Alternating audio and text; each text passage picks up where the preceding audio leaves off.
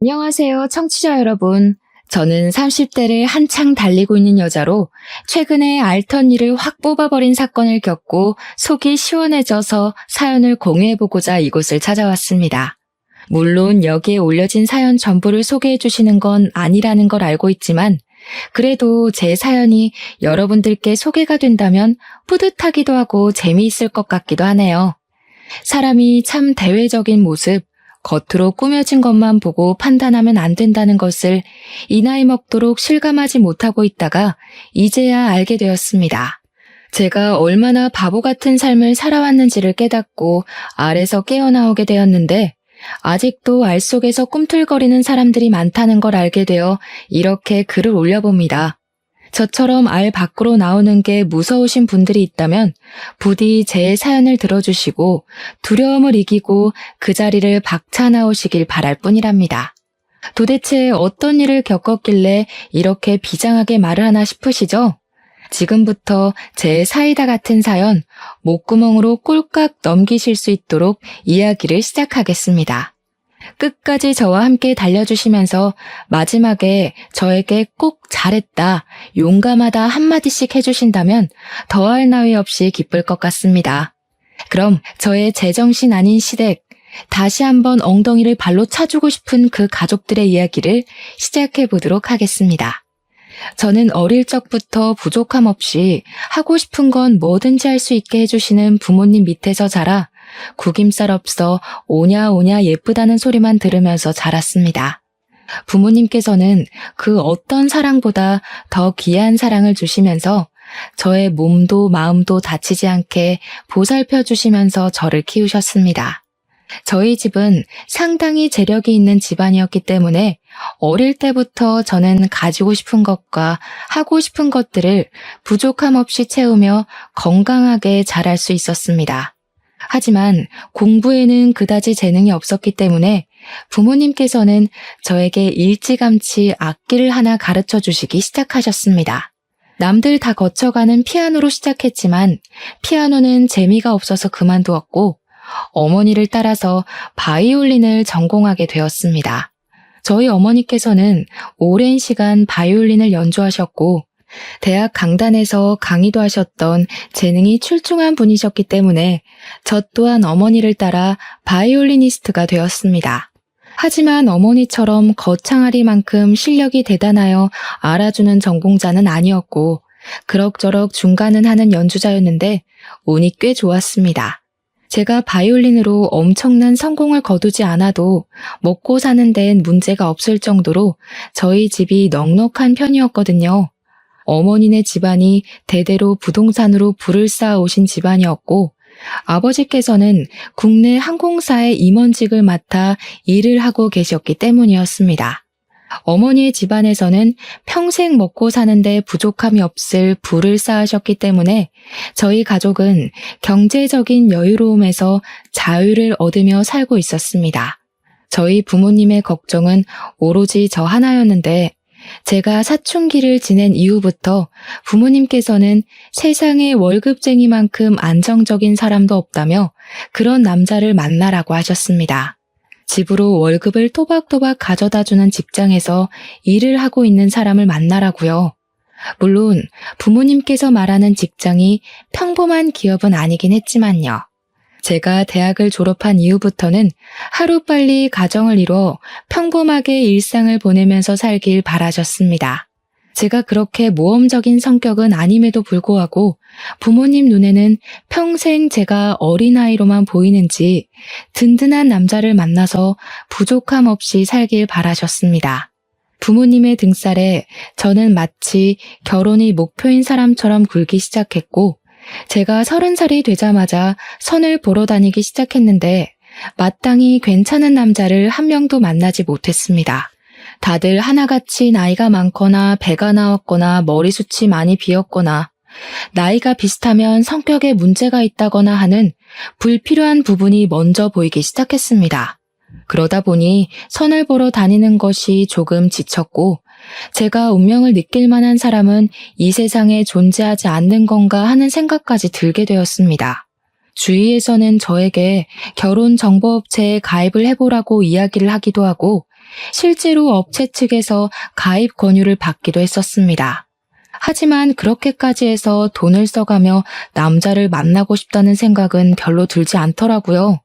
선자리는 다 주변 지인분들께서 해주신 자리라 부담이 없기도 했고요. 결혼정보업체는 마치 저를 포장해서 선물 가게에 진열해 놓는 듯한 느낌이 들어서 별로 내키지가 않았습니다. 어머니께서 아는 사람들을 통해 선자리를 받는 게 오히려 인증 같은 것도 좀 더 확실히 되는 느낌이고 운명의 상대를 만나진 못했지만 희망을 걸고 있었습니다. 하지만 저는 30 중반이 막 넘어설 때까지도 괜찮은 사람을 만나지 못했고 제 친구들은 먼저 시집을 가 육아를 시작하게 되었습니다. 제가 눈이 높은 것도 아닌데 괜찮은 사람을 만나지 못하니 점점 자존감이 떨어졌고 친구들도 저에게 아무나 만나라는 식으로 이야기를 하더라고요. 동화 속 주인공도 아닌데 한눈에 반할 만큼 괜찮은 왕자님을 어디서 만나겠냐며 적당히 조건 보고 결혼을 하라는 소리를 들으니까 점점 그렇게 해야 하나 하는 굴레에 갇히게 되었습니다. 그러던 어느 날 어머니 지인분이 정말 괜찮은 사람이 있다고 한 번만 만나보라고 어머니를 통해서 자리를 마련해 주셨습니다. 그 자리에서 만나게 된 사람이 바로 제 남편이었는데 처음에는 남편의 인상이 강렬하고 선이 두꺼운 마초 같은 남자 이미지라서 호감이 가긴 했습니다. 저는 비리비리한 사람보다는 체격도 좋고 얼굴선이 굵어서 진하게 생긴 사람을 좋아했는데 남편이 딱 제 이상형에 가까운 얼굴을 가지고 있었거든요. 매너도 깔끔하고 성격도 좋고 저에게 잘 맞춰주는 사람이라 괜찮다 싶어서 두어 번 더 만나게 되었는데 남편이 5번째 만남에 저에게 그러더라고요. 이렇게 의미 없게 만나봐야 서로에게 가식적인 모습만 보여주게 될 것 같으니 이런 단계를 전부 건너뛰고 결혼을 하자고 말입니다. 고백도 얼마나 마초 스타일로 하던지 저는 홀라당 반해버리고 말았습니다. 그 전에 만났던 뭔가 하나씩 부족했던 사람들과 비교했을 때 제 남편은 백마탄 왕자님이나 다름없는 사람처럼 보였습니다. 외적인 모습에서만 봐도 자기 관리가 잘 되어 있고 입고 다니는 옷도 멀끔하고 패션 센스도 있었고요. 경제적으로도 무척이나 안정되어 있는 사람이었습니다. 제 남편 직업이 변호사거든요. 제가 만났던 그저 그런 회사에 다니는 사람들과는 비교가 되지 않는 직업이었습니다. 이 남자보다 괜찮은 남자가 나타날까 고민도 되었고 제 나이가 35살을 넘어가는 시점이었기 때문에 조바심이 나기도 했고요.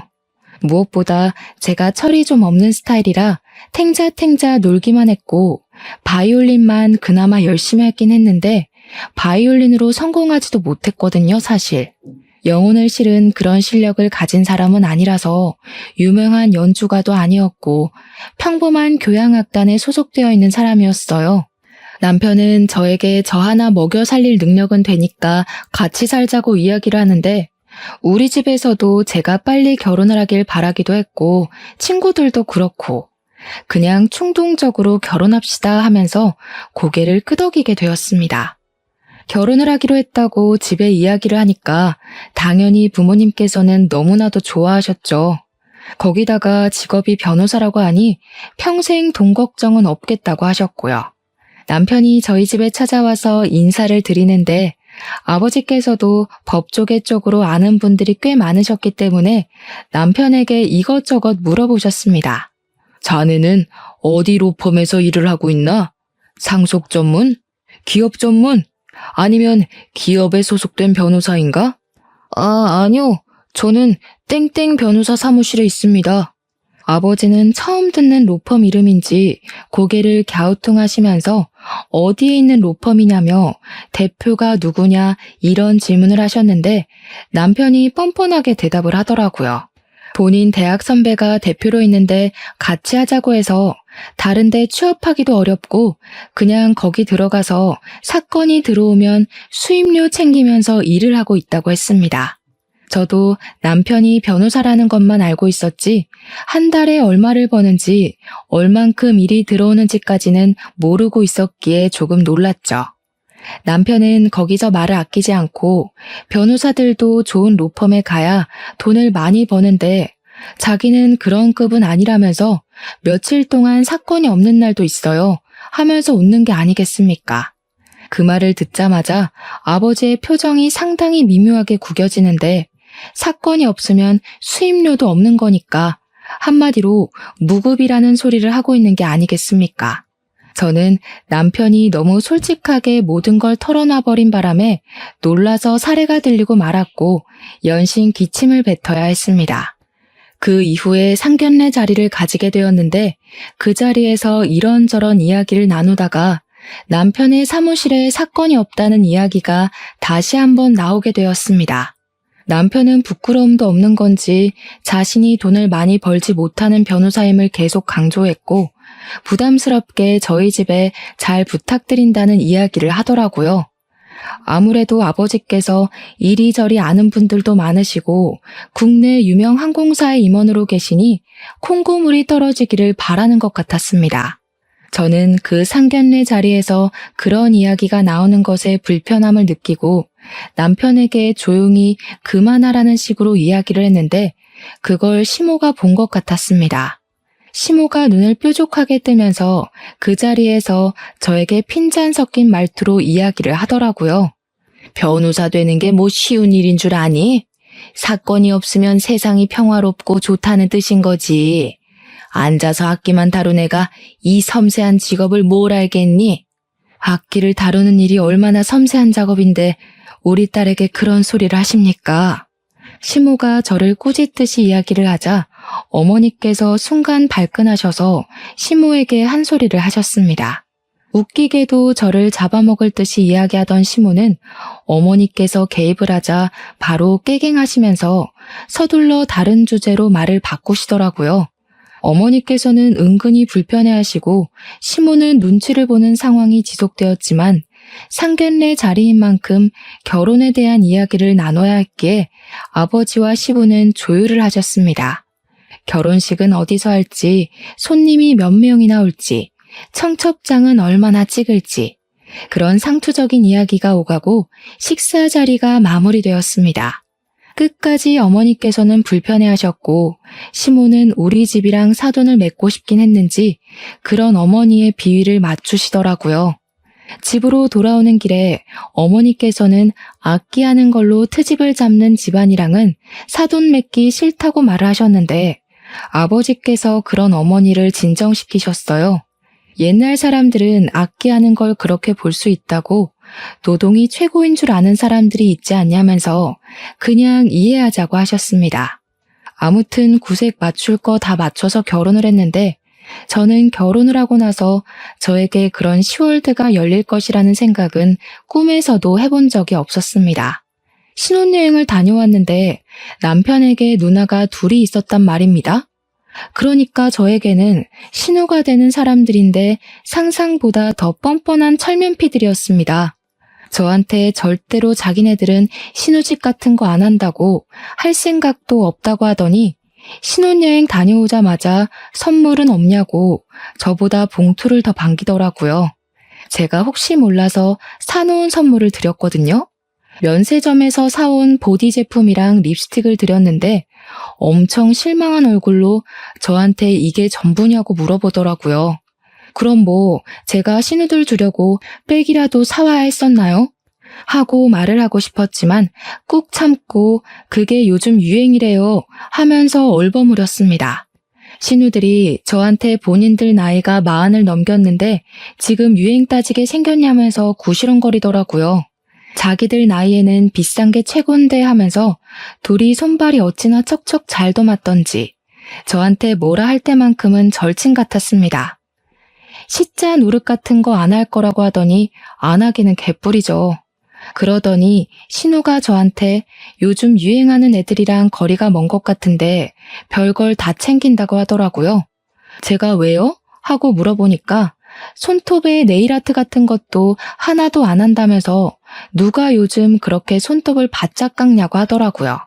원래 악기하는 사람들은 손톱 기르면 안 되거든요. 그래서 악기를 해서 그렇다고 이야기를 했죠. 근데 시모가 싹 대화에 끼어들더라고요. 손톱에 그 번쩍이고 그런 거 안 발라서 얼마나 좋니?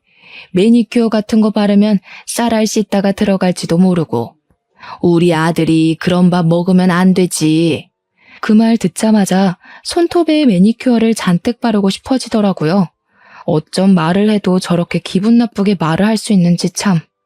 아무튼 쎄한 기분을 안고 신혼생활을 시작했는데 남편이 변호사 사무실에 출근을 했다가 안 했다가 들쑥날쑥 일을 하더라고요.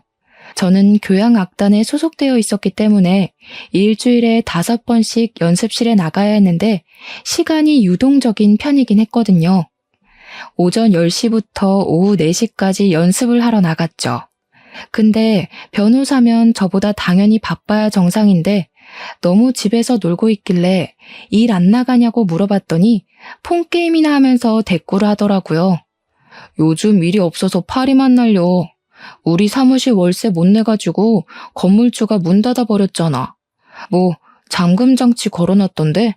그래서 출근 못해. 저는 그 말에 너무 어이가 없어서 다시 한번 물어봤는데 돌아오는 대답은 똑같은 소리였습니다. 변호사 둘이서 일을 얼마나 안 하면 사건 수임이 들어오지 않아서 월세도 못 내고 쫓겨나 집에서 휴대폰 게임이나 하고 앉아있단 말입니까? 변호사식이나 되어서 그런 일도 법으로 어떻게 못한다는 게 너무 바보 같고요. 물론 월세를 못 낸 게 저 사람이니까 뭐라고 해도 어쩔 수 없는 일이지만요. 진짜 빚 좋은 개살구라는 말이 딱 우리 남편에게 어울리는 말이지 않겠습니까? 저한테 슬쩍 눈치를 보면서 장인어른한테 말 좀 해주면 안 되나 하더라고요. 한마디로 월세를 우리 아버지 보고 대신 내달라고 부탁이라도 드리고 싶다는 소리였습니다. 월세를 내야 자기들도 사건 수임을 받지 않겠냐면서요. 결혼한 지 3개월밖에 되지 않았는데 돈 타령을 하니까 저도 너무 당황스러워서 아버지에게 말을 해야 하나 말아야 하나 고민을 하다가 부탁을 드렸습니다. 그러니까 아버지께서 화들짝 놀라시면서 월세를 못 낼 정도로 사건 수임이 안 되는 사무실이냐고 차라리 국선을 하라고 하지 하시는 거예요. 남편에게 이야기를 하니까 머리를 벅벅 긁으면서 국선도 나쁘진 않은데 인식이라는 게 있지 않겠냐고 말을 하더라고요. 국선 변호사 하면 약간 공짜 변호사 같은 느낌이 있잖아. 나중에 수임료도 후려치기 당한다고 뜬 소문도 많고. 당장 월세도 못 내는 주제에 이거저거 따지는 꼴이 한심해 죽겠더라고요. 아무튼 아버지께서 도와주신 덕분에 다시 사무실 운영을 시작했습니다. 그러고 나서 어버이날이 되어서 시댁에서 밥이나 먹자고 하시길래 남편이랑 같이 시부를 모시고 식당을 갔는데 시모의 표정이 엄청 언짢아 보이는 겁니다. 왜 그런가 저도 눈치만 살살 보고 있었는데 제가 선뜻 시모에게 말을 걸지 않자 시모가 먼저 이야기를 하더라고요. 며느리식이나 되어서 일찍 와서 식사를 차려줄 생각은 안 하고 밖에서 사 먹을 생각밖에 안 하니? 우리 아들이 벌어온 돈을 그렇게 물쓰듯이 쓰는 거야? 아니, 제가 무슨 남편 월급으로 사치를 하고 있으면 할 말이 당연히 없겠지만 저희 집에서 남편 사무실 밀린 월세까지 갚아준 마당에 그게 무슨 소리랍니까? 제가 어이가 없어서 입을 떡 벌렸죠. 거기다가 이 비싼 곳에서 밥을 먹게 된 이유가 시부가 밖에서 비싼 밥 먹고 싶다고 노래를 부르셔서 예약까지 해서 온 것이었습니다. 제가 원해서 온 것도 일방적으로 정한 것도 아닌데 시모가 다 제가 게을러서 밥 차리기 싫어서 여기 온 거라고 치부해버리니까 서운하더라고요. 저도 입이 뚫려 있는데 삼키는 건 아니다 싶어서 시부가 여기 오고 싶다고 노래를 불러서 온 거라고 톡 쏘아붙였죠. 그러니 시모가 저한테 자기는 며느리가 차려준 밥이 먹고 싶다고 하시는 겁니다. 그때 우연치 않게 시간이 맞아 늘러붙은 신우가 그러더라고요. 엄마, 무슨 말을 그렇게 해? 올케가 형석이네 사무실 월세도 냈다고 하던데. 엄마가 이러면 형석이한테 좋을 거 하나도 없어. 웬일로 첫째 신우가 제 편을 들어주면서 이야기를 하는데 괜히 고맙고 그렇더라고요. 하지만 이 모든 것이 사건의 빌드업이 될 거라고는 상상도 하지 못했죠. 불편한 식사 자리가 끝나고 집에 가려는데 첫째 신우가 저를 붙잡더라고요. 올케네 아버지가 국내 항공상 임원이라고 하셨지? 내가 다른 건 아니고 이번에 우리 시댁이랑 같이 해외여행을 가거든. 좌석 업그레이드 좀 해주라고. 그게 가족 한정이라서요. 아마 안 될걸요? 어머, 임원 백이라는 게 있잖아. 그리고 나랑도 올케랑 가족으로 묶인 사이 아니야? 부탁 좀 할게. 전부 다 꿍꿍이가 있어서 제 편을 들어주는 척했던 것이었습니다. 저는 이건 아니다 싶어서 안 될 것 같다고 우리 아버지께서 부탁을 한다 해도 규정이라는 게 있다고 말을 했습니다. 보통 저 정도로 말을 하면 다들 포기를 하고 알겠다고 하는데 신우는 정말 끈질기게 말을 하더라고요. 그럼 어떡해? 내가 시댁에 이미 다 자랑해놓고 비즈니스 좌석에 모시겠다고 했는데. 그럼 올케가 사비 들여서 업그레이드 해줘. 나도 체면이라는 게 있는데 이게 다 올케 탓이잖아. 아니 신우, 이런 식으로 일방적으로 통보를 하는 법이 어디 있어요. 저한테 물어보고 하신 것도 아니고. 제가 왜 사비를 써서 신우 시댁 자리를 업그레이드 해드려요? 그러니까 신우가 저한테 애원을 하기 시작하는데 이미 시댁에 자랑 다 해놨다. 시부모는 비싼 좌석 타는 줄 안다. 자기 체면 좀 살려줘라. 온갖 말을 다 하더라고요. 때를 쓰고 박박 우기기도 하고 피곤해서 뿌리치고 가려고 하는데 식당 주차장에서 실랑이를 벌이고 있으니 시모가 다가오셨습니다. 너네 왜 그러냐고 무슨 일이냐고 하는데 신우가 선수를 쳐서 지한테 유리하게 이야기를 하는 게 아니겠습니까? 마치 제가 되는 걸 안 되는 것처럼 한 것 마냥요. 사돈 어른한테 비행기 좌석 업그레이드 좀 해달라고 부탁했더니 안 된다고 제가 단칼에 잘랐다고요. 아니, 앞뒤 사정 다 빼고 그렇게 이야기를 하면 어떡합니까? 그런 걸로 유세를 떠내 만회하는데 제가 어이가 없어서 이대로 넘어가면 호구 잡히겠다는 생각이 들었죠. 한 번이 어려운 거지 이런 부탁은 한 번 들어주면 두 번, 세 번 부탁하게 되기 마련이거든요. 제가 언제 유세를 떨었어요? 신우가 먼저 통보하듯이 저한테 말한 거잖아요. 이러시면 저도 곤란하죠. 그러니까 시모가 혀를 끌끌 차면서 임원이라고 우스대더니 이런 거 하나 못 해주는 거냐고 시댁 부탁이면 자다가도 일어나서 해줘야 하는 거 아니냐고 하더라고요. 그 말에 진짜 사상이 엿보이고 저희 집을 무시하는 처사라는 게 느껴져서 저도 발끈했습니다. 무슨 시댁이 갑이고 제가 을도 아닌데 제가 왜 그래야 해요? 부부는 평등한 관계예요, 어머님. 그러니까 시모가 제 등짝을 찰싹 소리가 나게 치더니 남자랑 여자랑 어떻게 같을 수가 있냐고 하는 게 아니겠습니까? 억울하면 남자로 태어나래요. 그걸 옆에서 지켜보는 남편은 꿀먹은 벙어리가 되어서 딴청이나 부리고 휴대폰이나 보고 있고요. 배신감까지 느껴지더라고요. 바짝 고개 숙이고 부탁을 해도 모자랄 판에 당당하게 나오니까 진짜 해주기 싫더라고요. 저는 이런 부탁 못 들어드립니다. 저희 아버지는 공정하게 회사 일을 하시는 분이에요. 회사에도 규율이라는 게 있습니다. 그럼 어떡해? 나 이미 시댁에 설레발이란 설레발은 다 쳐놨는데 돈도 없단 말이야. 제가 발을 동동 구르는 신우를 보고 남편 옆구리를 쿡 찌르니까 그제야 신우한테 미리미리 말을 해줬어야지 장인한테 부탁하기 어렵다고 하며 한마디 거들더라고요. 그러자 시모가 눈을 세모나게 뜨면서 장인어른이 그깟 월세 한번 내줬다고 눈치라도 주는 거냐면서 남편에게 다그치듯이 이야기를 하는데 가관이었습니다. 본인은 그깟 월세 한번 도와준 적 없으면서 말은 똑바로 해야지. 도와준 사람은 전데 왜 욕을 먹는 것도 제가 되어야 하는지 이해를 할 수가 없었습니다. 남편이 제 표정이 점점 굳어지니까 그런 거 아니라고 그냥 그런 부탁을 한다는 것 자체가 어려운 거라고 하더니 저한테 집에 가자고 하더라고요. 남편도 더 이상 이야기를 해봐야 좋을 게 없다고 판단을 한 건지 자리를 서둘러서 정리하려고 했습니다.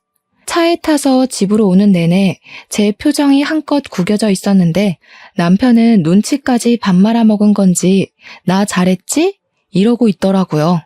그러면서 자기도 할 만큼 했으니까 저한테 아버지한테 부탁이라도 한번 해보라고 만약 비즈니스로 업그레이드 되면 서로 좋은 거 아니냐고 하더라고요. 저는 욕만 먹었는데 도대체 서로 좋은 거라는 소리는 어디서 나오는 건지 남편한테도 아버지께 그런 부탁드리는 거 눈치 보이고 싫다고 했더니 남편이 입을 다물더라고요. 그런데 며칠 뒤에 아버지에게 먼저 연락이 와서는 저에게 항공권 예약 번호를 알려달라고 하시는 게 아니겠습니까? 무슨 소리냐고 되물었더니 아버지가 그러시더라고요. 사위가 연락 와서는 신혼에 가족여행 가는 거 좌석 업그레이드 좀 해달라고 하던데? 그 정신 나간 인간이 저희 아버지께 자기가 연락을 해서 좌석을 업그레이드 해달라고 한 것이었습니다. 염치도 없게 말입니다. 제가 속상해 죽겠다고 아버지는 왜 그거 해주신다고 해가지고 나를 더 화나게 만드냐고 했더니 아버지께서 껄껄 웃으시는 겁니다. 좋은 게 좋은 거 아니겠냐고. 시댁 눈치 보는 거보다야 그냥 한번 해주는 게 낫다는 식으로 말씀을 하셨습니다. 결국에는 신우한테 항공권 예약 번호를 알려달라고 연락을 했더니 저한테 뭐라고 씨부리는지 아십니까? 어차피 이렇게 해줄 거면서 그때는 왜 기분 상하게 안 된다고 한 거야? 앞으로는 부탁하면 바로바로 좀 해줘. 알았지? 비행기 티켓을 그냥 취소시켜버릴까 고민을 하다가 신우 시부모로 보이는 사람 2좌석만 업그레이드를 해버렸습니다. 원래 직원 할인이니 업그레이드니 직계 가족만 가능한 거고 아버지 백으로 임의로 업그레이드하는 건데 그 식구들 전부 다 해줄 수는 없었습니다. 그러니까 여행에 다녀와서 신우가 저한테 쪽팔려 죽는 줄 알았다고 난리 법석을 떠는 게 아니겠습니까? 자기들도 당연히 비즈니스 좌석 해줄 줄 알고 한껏 으스댔는데 시부모 자리 2개만 해줄 수 있냐고 하면서 그렇게 안 받는데 올케 뒤끝 대박이라고 하더라고요. 해준 걸 감사하게 생각할 줄도 모르고 말입니다. 좌석값만 2배 차이가 나는데요. 그러면서 면세에서 제 선물 하나를 안 사온 거 있죠? 아니, 우리 아버지께서 좌석 업그레이드를 규정까지 어겨가며 해주신 건데 빈손이 말이나 되냐고요. 적어도 우리 아버지 선물로 양주 한 병 정도는 사와야 하는 거 아니냐고 남편에게 불이 나게 따졌습니다. 그러니까 남편이 속 터지게 장인어른 부자잖아. 양주값이 한두 푼도 아닌데 부담됐나 봐 하는 거예요. 우리 아버지 덕분에 비행기 좌석값 절약했으면 당연히 그런 성의는 보여야 하는 거 아니냐고 했더니 지네 누나가 그럴 돈이 있었으면 돈 주고 비즈니스 끊고 가지 않았겠네요. 그러면서 장인어른도 치사하다고 누나 좌석까지 업그레이드 해주지 이러고 있는 거예요. 진짜 상식이라는 게 없는 사람인가 싶었습니다. 그 이후에는 한동안 또 조용하게 잘 지내고 있었습니다. 조용할 땐 그렇게 평화롭고 행복할 수가 없어요. 하지만 간혹 가다가 시모가 연락해서는 우리 아들 밥은 잘 챙겨주고 있는 거 맞냐? 빨래는 제대로 해주고 있냐? 옷은 꼭 다려줘라 할 때마다 속이 뒤집어지곤 했습니다. 꼭 끝에는 우리 아들이 무려 변호사씩이나 되는데 잘 모시고 살아라 하면서 끊으시거든요. 월세도 못 내는 변호사인데도요. 그렇게 결혼한 지 8개월 차가 되었을 때 차를 받게 되었습니다. 그 차가 무슨 차냐면요. 우리 아버지께서 남편이 국산 중고차를 타는 거 보고 이제 우리 집 식구가 됐고 변호사인데 결혼 선물로 차 한 대를 사주고 싶다고 하셔서 구매한 겁니다. 무려 외제차를 일시불로 턱하니 사서 주셨고 물론 명의는 제 명의지만 남편이 출퇴근할 때 타고 다니라면서 사주신 차였습니다. 차를 받았으니 보험을 가입하는데 제가 운전자 부부 특약을 넣으려고 했었거든요. 제 명의라서 보험자 명의는 저여야만 하고 남편이 타고 다닐 차니 부부 특약이 딱이다 생각했죠. 그런데 남편이 굳이 모든 운전자가 가능한 비싼 보험을 들으라고 하는 게 아니겠습니까? 이해가 안 가서 왜 그래야 하냐고 물어봤습니다. 아니, 내가 외제차를 결혼 선물로 받았다고 자랑을 했더니 우리 둘째 누나가 타보고 싶다고 난리를 치잖아. 우리 아빠가 사준 차를 왜 둘째 신우가 타보고 싶어 해? 그럼 조수석에 태워. 운전을 시킬 필요가 있어? 우리 누나 차 봤지? 엄청 오래된 경차잖아.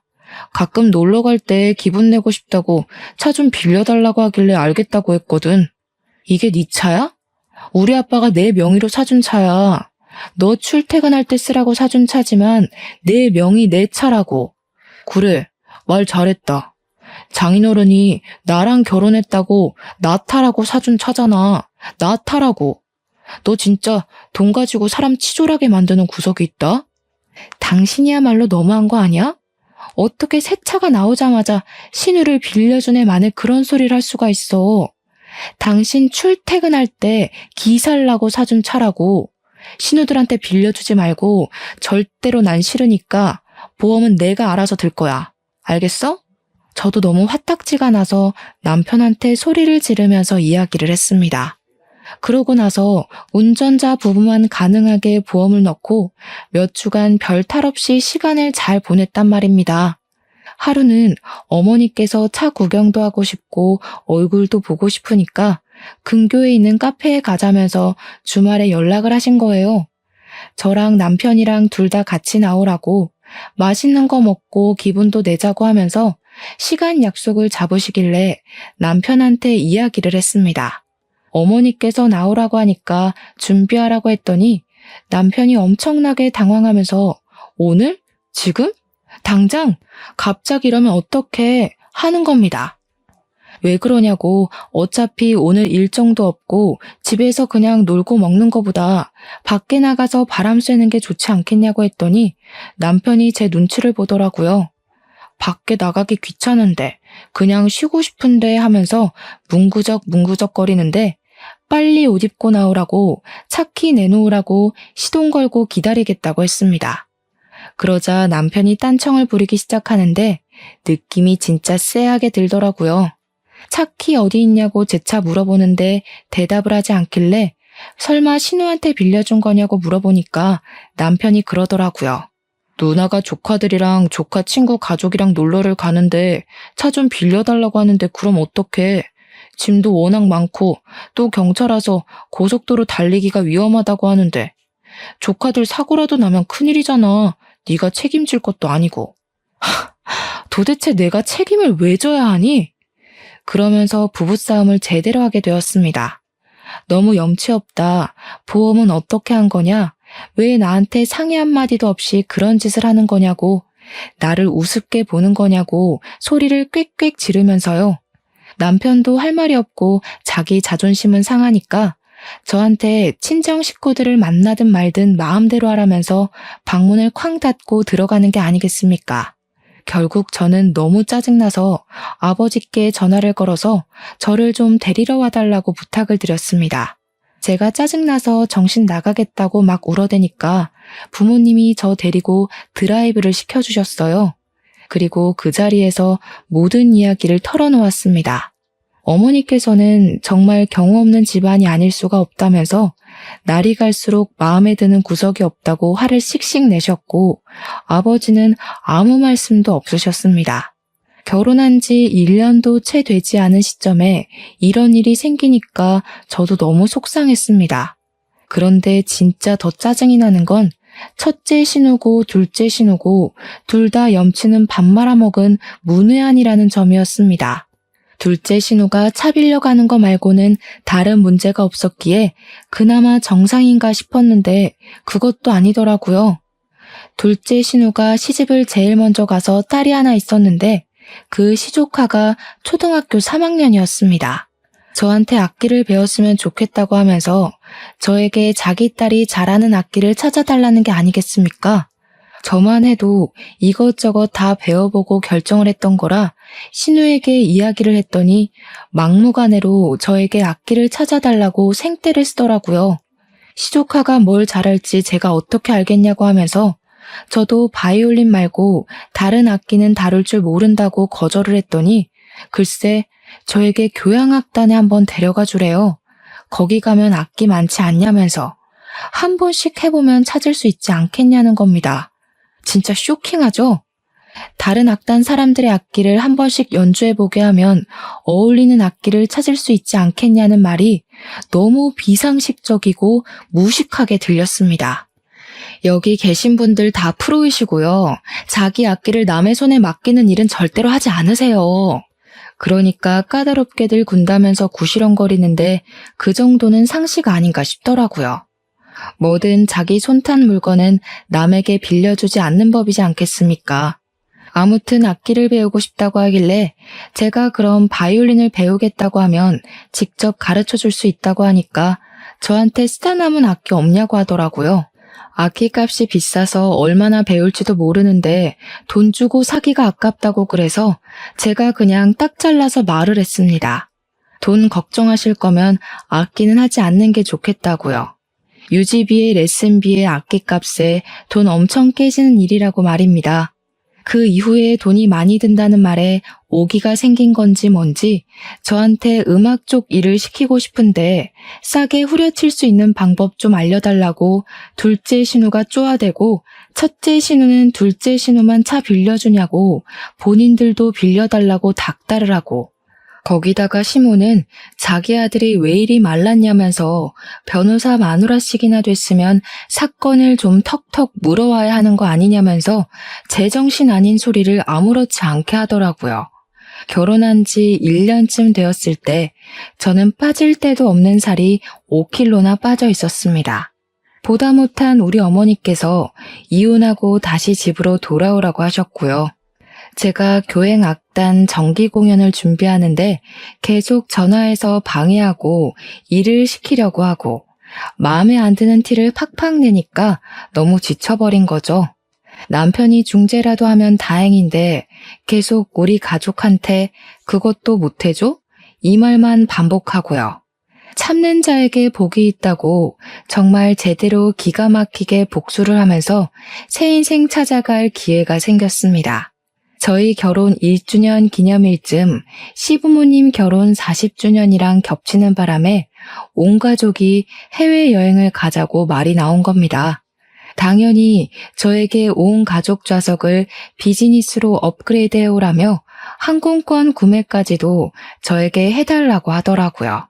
뿐만 아니라 호텔도 예약해라, 일정도 쪄놔라, 전부 다 최고급으로 해오라고 하는데 돈은 한 푼도 안 주더라고요.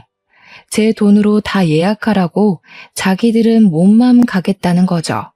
열받아서 부모님께 이야기하고 이혼하겠다고 하니까 어머니께서 곱게 이혼해주면 안 된다고 판을 짜기 시작하셨습니다.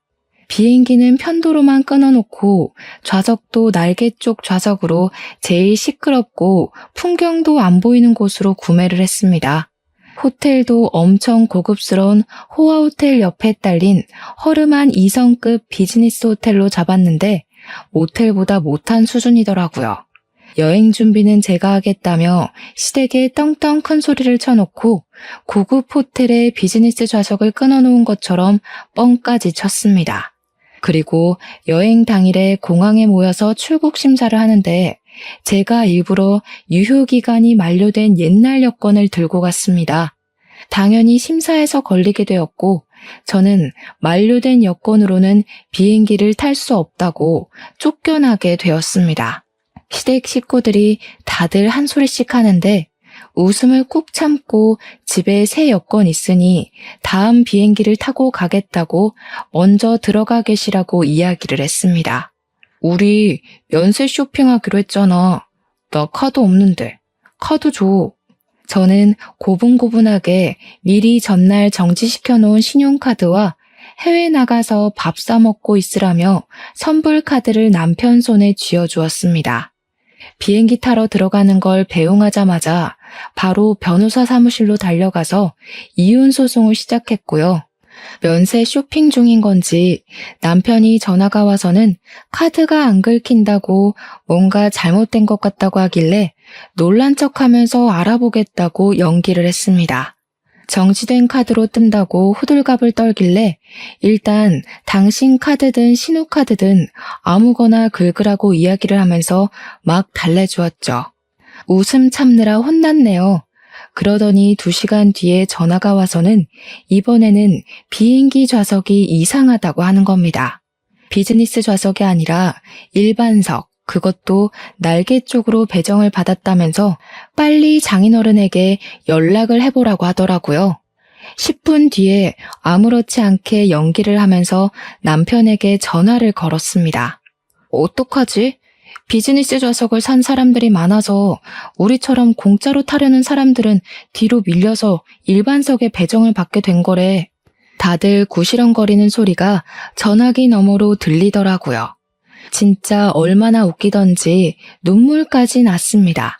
저는 숙소는 땡땡 호텔로 찾아가면 된다고 마지막 피날레까지 전해준 뒤 이혼 소장을 접수하고 짐도 전부 친정으로 옮겨버렸습니다. 포장이사까지 미리 예약해서 처리하니 편하더라고요. 그리고 나니까 새벽 2시쯤 해외에 도착한 남편에게서 다시 한번 전화가 걸려왔습니다. 진짜 이거 왜 이래? 호텔에 왔더니 예약 내역이 없대. 일단 우리 밥 먹으러 왔어. 그래? 그럼 그 호텔 옆에 보면 진짜 작고 허름한 호텔이 하나 있을 거야. 거기 가봐. 예약된 거 있을걸? 뭐라고? 제정신이야? 그 옆에 다 쓰러져가는 폐가 같은 저 건물이라고? 엄마, 일단 이 카드로 밥값부터 계산해봐. 그러면서 자기들끼리 우왕좌왕하는데 시모는 이 카드 안 긁힌다는 것 같은데 얘 뭐라는 거냐 하는 소리가 막 들리더라고요.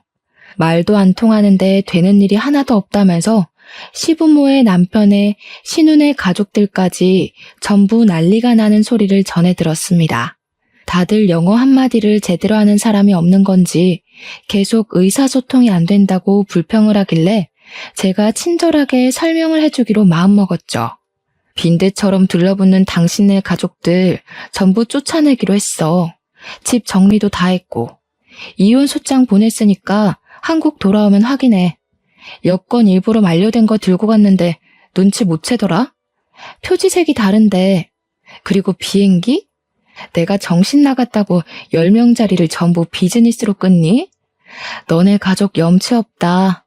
호텔도 나보고 방 4개를 잡으라고?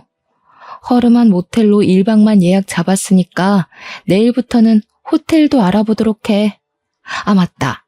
면세점에서 쓰라고 준 카드는 정지된 카드니까 버리고 선불 카드에는 특별히 10만 원 넣어왔으니까 맛있는 거 사 먹어. 돌아오는 비행기 티켓도 알아서 끊어서 와. 그랬더니 야 난리가 났더라고요. 바로 전화 끊어버리고 무음으로 돌려뒀습니다. 제가 전화를 받지 않으니 문자로 욕을 보냈다가 돈 좀 빌려달랬다가 미안하다고 했다가 또 욕을 하다가 무슨 모노드라마 보는 줄 알았습니다. 그 사달이 난 지 딱 3일이 지나서 친정집으로 시부모와 남편이 찾아왔더라고요. 우리 부모님께서 태연하게 무슨 일이냐 하니 시모가 씩씩거리면서 저 못 배워 처먹은 이러는데 우리 어머니께서 남편의 뺨을 제대로 치셨습니다. 뭐? 못 배워 처먹어? 누가? 내 딸이? 어디 빈대 같은 거지 새끼들이랑 사돈을 맺어가지고 여기 와서 난리 그만 피우고 이혼 소송 준비나 잘하셔. 위자료며 뭐며 우리 변호사가 최고액으로 때릴 테니까. 이번 여행에서 돈 좀 썼을 텐데 준비 잘하라고. 그러고는 소금 어딨냐 하길래 제가 굵은 소금 한 포대기를 드리니 그걸 전부 시부모와 남편에게 쏟아 부으시더라고요. 시모가 악소리 한번 못 내고 쫓겨나고 나서는 문 앞에서 고래고래 소리를 지르면서 문 열어 죽여버릴 거야 하면서 한 30분을 안 가고 버티더라고요. 결국 옆집에서 시끄럽다고 경찰에 신고를 했고 출동한 경찰이 시부모와 남편을 잡아갔습니다. 그 이후에 남편은 이건 아니다 싶었는지 찾아와서 빌고 연습실까지 쫓아오고 했는데 그때마다 경찰을 부르고 스토커로 신고를 넣었습니다. 그게 누적이 되니까 이혼 소송에서도 유리하게 작용을 하더라고요. 저는 소송을 시작한 지 4개월 만에 이혼을 했고 위자료도 1,500만 원을 받게 되었습니다. 제가 시댁에 쏟아부은 돈에 비하면 얼마 안 되는 돈처럼 보이긴 하지만 그래도 해치워서 속이 얼마나 시원한지 모릅니다. 이혼한 지 지금은 8개월 정도 지났는데 전 남편은 그때 해외에 나가느라 쓴 카드값을 갚아내느라 난리도 아니라고 하더라고요. 사건이 잘 잡히지 않은 탓에 국선 변호사 자리에 들어가고 싶다고 난리를 친다던데 신호들이고 시댁이고 서로 나몰라라 하고 덤터기를 다 전 남편에게 씌웠대요. 그리고 저한테 돈 좀 빌려줄 수 있냐고 연락이 왔는데 말이죠. 제가 정신 나간 것도 아니고 빌려주겠나요? 바로 차단부터 넣었습니다. 전전긍긍하는 모습을 보니 웃겨 죽겠더라고요. 이래서 수준 차이가 나는 사람을 만나면 안 된다는 걸 깨닫게 되었습니다. 겉모습에 현혹되지 않고 속 알맹이는 보는 사람이 되려고 노력 중인 지금 좋은 사람이 다시 한번 나타나길 바라며 글을 마무리하겠습니다. 길었던 제 사연 들어주신 여러분 정말로 감사합니다.